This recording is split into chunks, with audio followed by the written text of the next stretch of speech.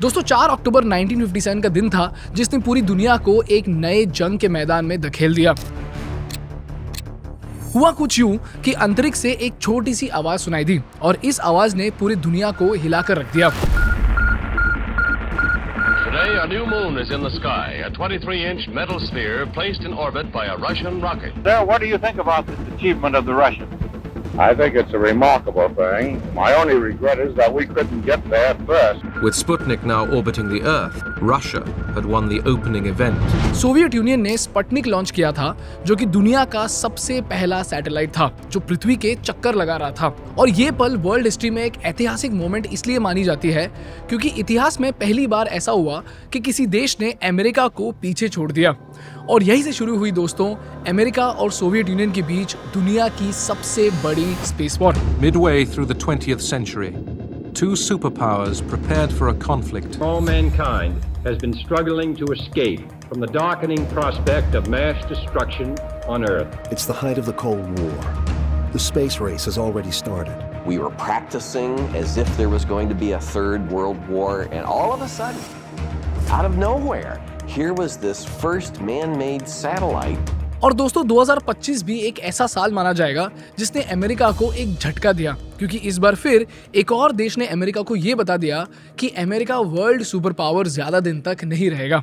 और ये जंग शुरू हुई चाइना के डीप सीक एआई से। China's artificial intelligence chatbot, DeepSeek. DeepSeek. It is shaking this entire industry to its core. Earth-shattering developments in the AI space. The release of DeepSeek AI from a Chinese company should be a wake-up call for our industries. दोस्तों इस एक launch ने American market को ऐसा हिलाकर रख दिया है कि जब से ये रिलीज हुआ है तब से एनवीडिया के स्टॉक्स 19% से गिर गए और नैस्डैक कंपोजिट 4.3% से गिर गया और पूरी वॉल स्ट्रीट पैनिक मोड में आ चुकी है। और जिस तरह ये लॉन्च ने धमाका किया है, इसे देखकर पूरी दुनिया को ये समझ आ गया है कि दुनिया के इतिहास में एक और युद्ध शुरू हो चुका है और इस युद्ध को इतिहास एआई वॉर के नाम से याद रखेगी। तो चलिए शुरू करते हैं।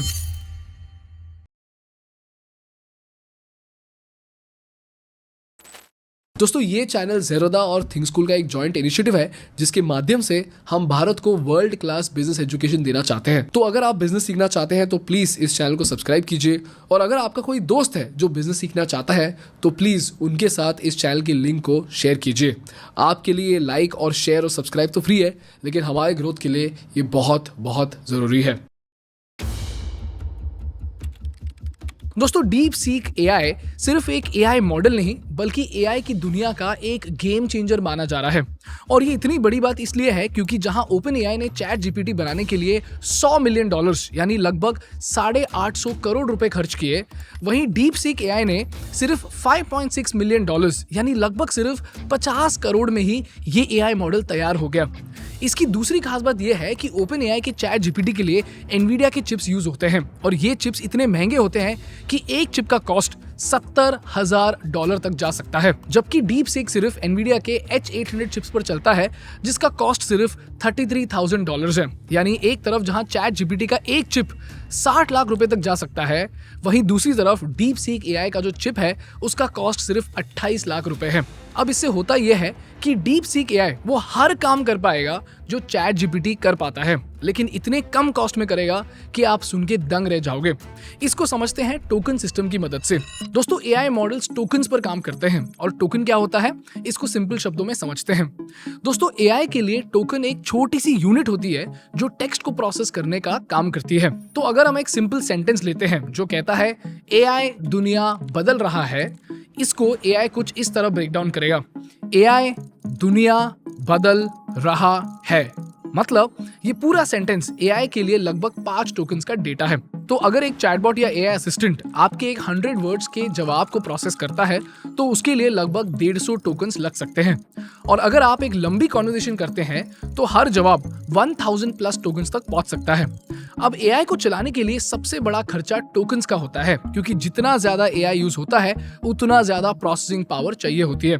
अब अगर आप चैट जीपीटी 4o का कॉस्ट देखोगे तो चैट जीपीटी को 10 लाख टोकन्स को प्रोसेस करने के लिए $7.51 यानी $650 रुपए लगते हैं। लेकिन DeepSeek AI का कॉस्ट इतना कम है कि DeepSeek AI में 10 लाख टोकन्स को प्रोसेस करने के लिए सिर्फ $0.28 यानी सिर्फ 24 रुपए लगते हैं। तो आप समझ रहे हो ये कितनी बड़ी बात है। मान लीजिए कस्टमर सर्विस चैटबॉट डेवलप हो रहा है जो एक ई-कॉमर्स वेबसाइट पर यूज होगा। हर दिन 1 लाख यूजर्स चैटबॉट से बात करेंगे। हर यूजर 500 टोकन्स का एवरेज कन्वर्सेशन करेगा, मतलब रोजाना 50 मिलियन टोकन्स का यूसेज होगा।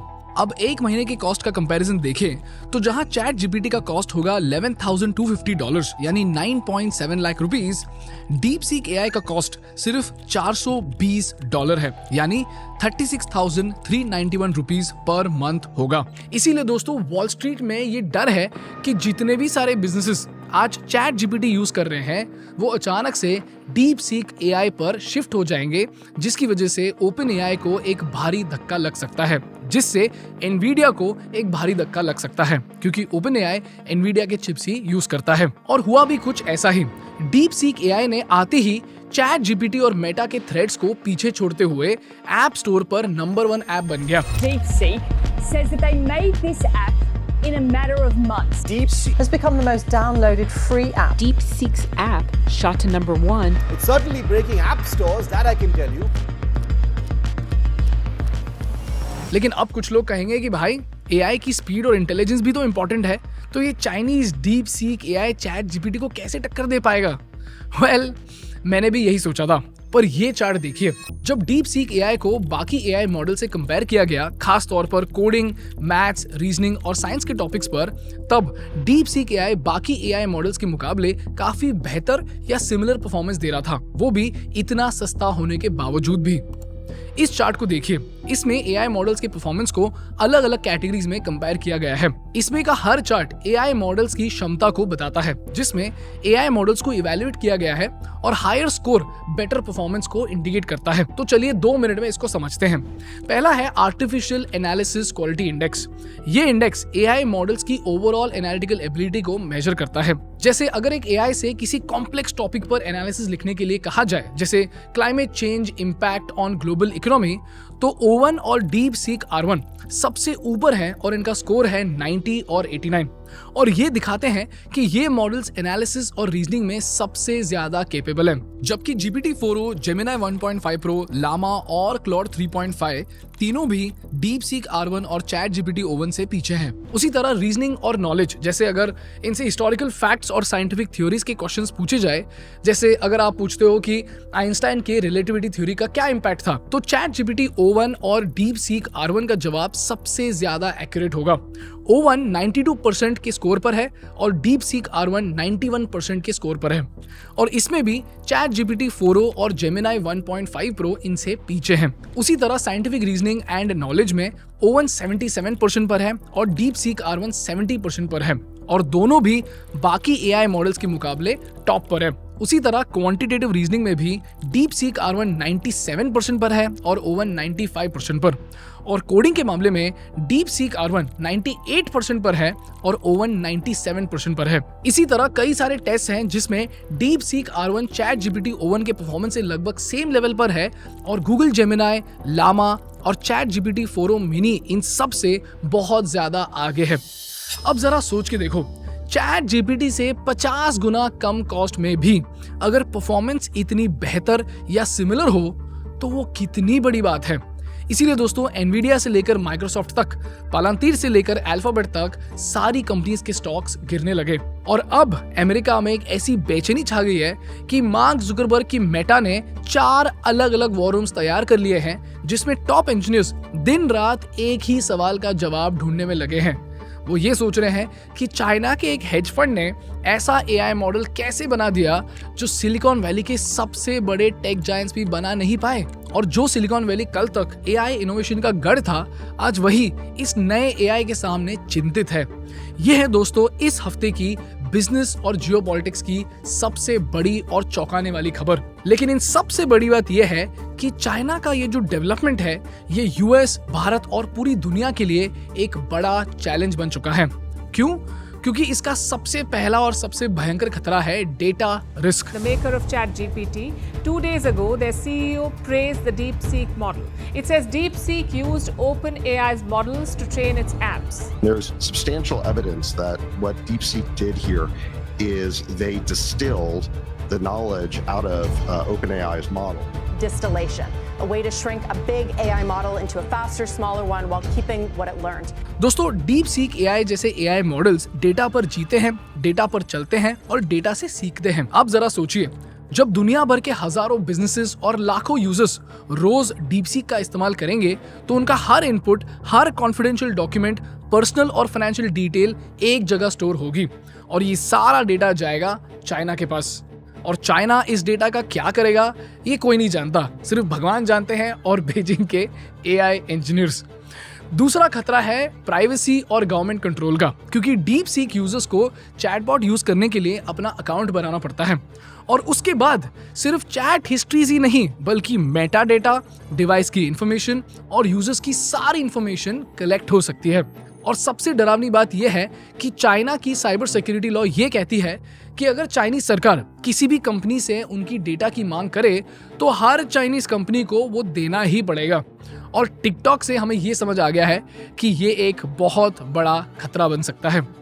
तीसरा खतरा है फ्री स्पीच और सेंसरशिप का, जो आपको चाइना के बारे में पता ही है। Anything that the Chinese don't like, China rewrites the truths, it censors facts, it presents a polished version of just about any story.